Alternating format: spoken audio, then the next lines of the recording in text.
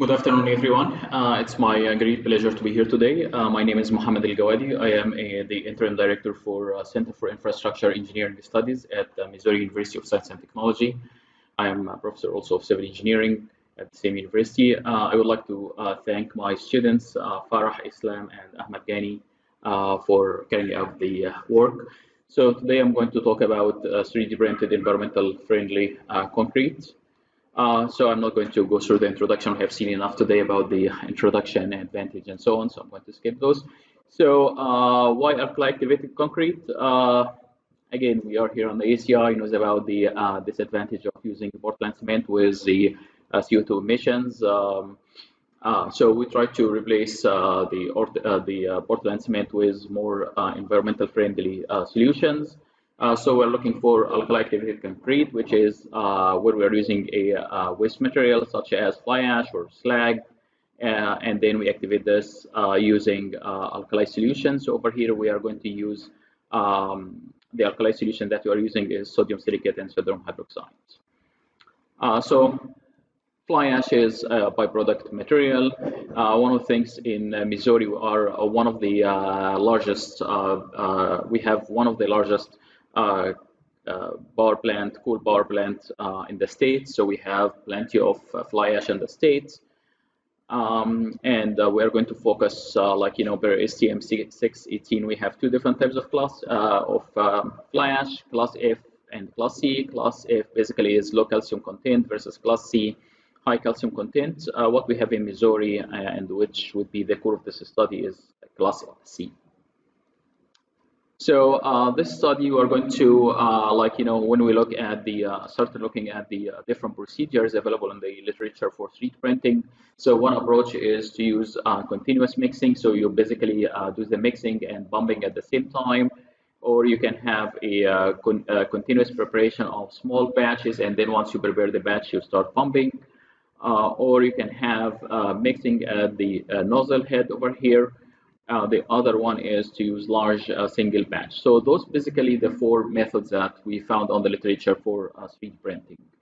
So the objective here from our study here is to prepare a different mixtures that can be used for different procedures. So we are looking for optimizing different mixtures for different procedures. So for example, the first three ones over there would require a very high static yield versus the large one over there, which would require a low static yield for evolution. So this is just material characterization. So we start looking at the fly ash that we have in the States.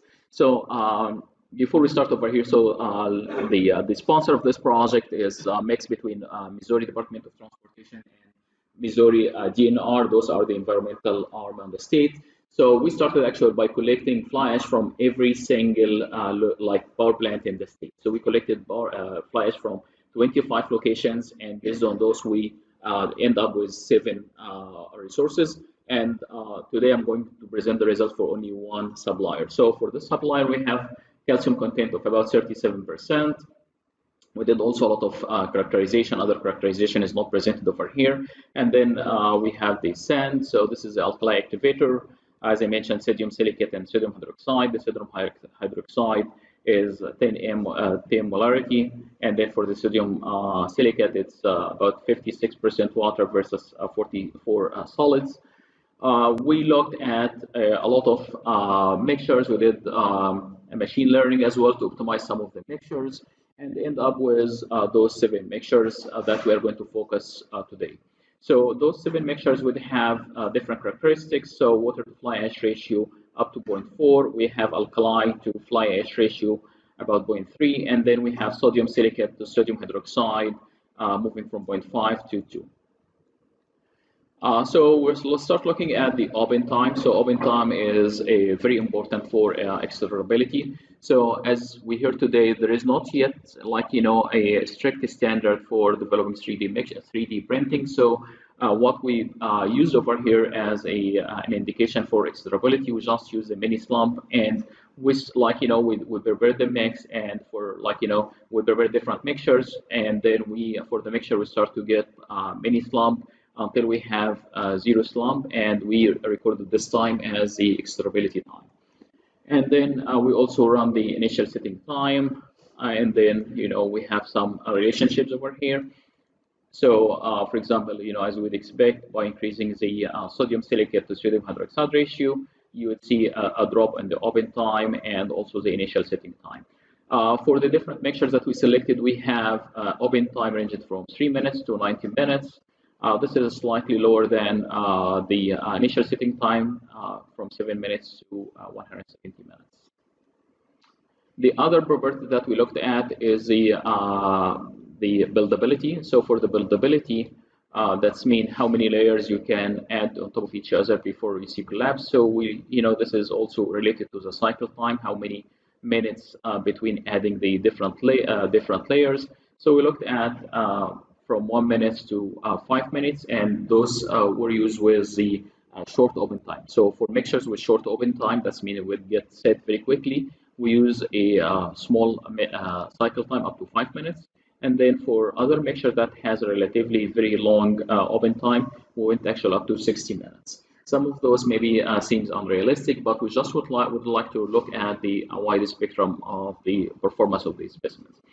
For the buildability, we don't have, again, a standard test. So what we propose over here, we try to look at, we have this plastic ring over there, and then we add, this is the concrete under investigation here, and then we start to add different steel masses on top of those. So we add the steel mass, different steel plates. So the weight of every steel plate is actually equivalent to the weight of the cement layer over there. So every one of those steel plates represent another layer added on top of the mortar over here. And then we measure the strain. So we have 4 dial gauges to measure the strain, and then we get the average as a strain for this layer of printed concrete. And then based on how, what is the toll and how much tolerance for deformation, you can pick, okay, what is how many layers you can add, and then you can link this back to your cycle time. So here's just some results for for different cycle times for 1 minute, 2.5, and 5 minutes. So as you would expect, with increasing the number of stacked loads, you get more strain. And again, you would see much lower strain here, for example, with a cycle time of 5 minutes, very high strain here for a very short cycle time. So we, along this line, also we looked at the as I mentioned at the beginning, we look at the different parameters. So we look at the sodium silicate to sodium hydroxide ratio, and related this, so again, to the cycle time and the strain on the layers.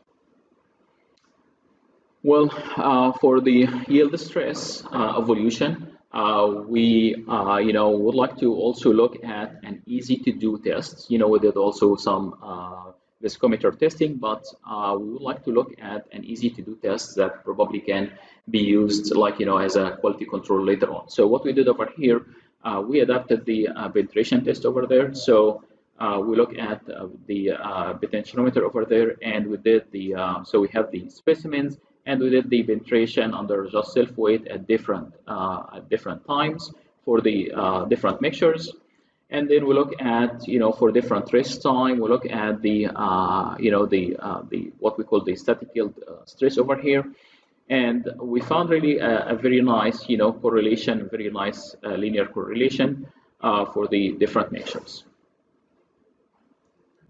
And then would like to see if what we did over there is, can be correlated to more rigorous, testing. So we went to our viscometer. We have viscometer 6 over there.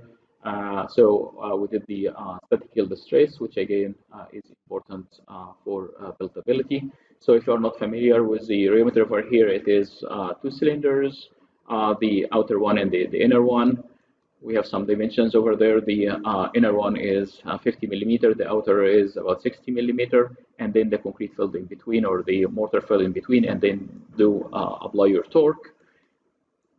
And then this is what you get for, we did the test up to 25 seconds over here. So we did the test for different resting time. So went up to 20 minutes resting time. And then we did a correlation actually between what we get from the potentiometer and the viscometer over there.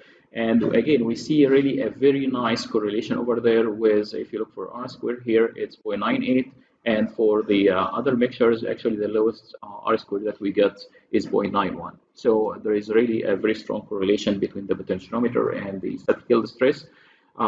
Given the fact that potentiometer is much easier to do and can be used for quality control rather than the viscometer.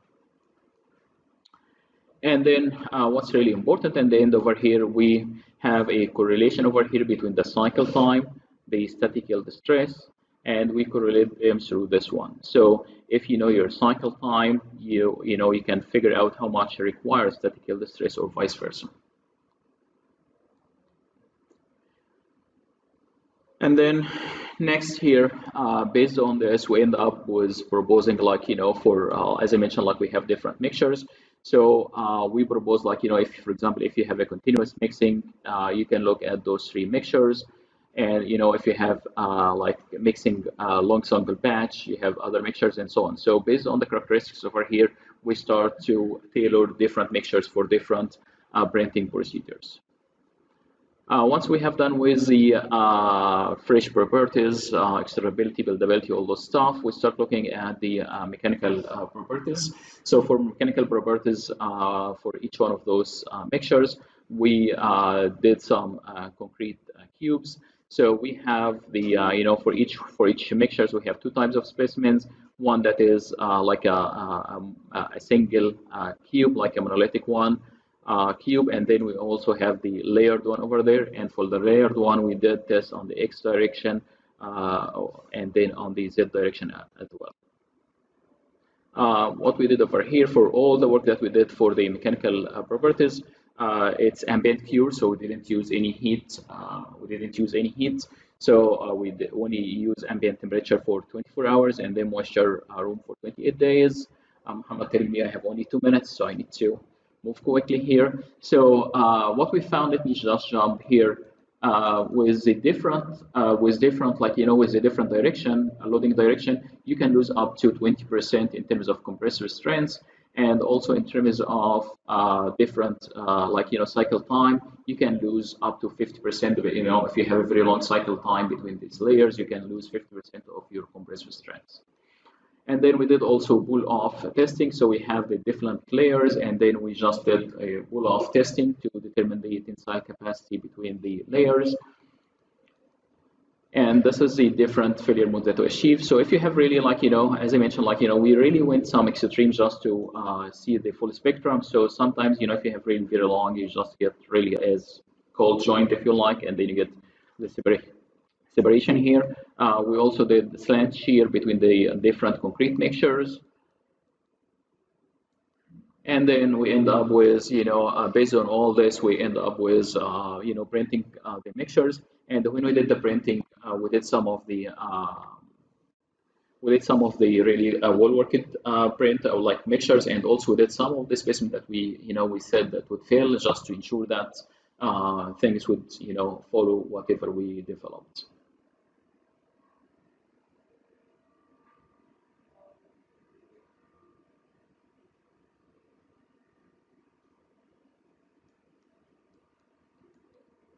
So as I mentioned, some of those really, you can see some of those, failed, and based on our criteria that we develop, it should fail.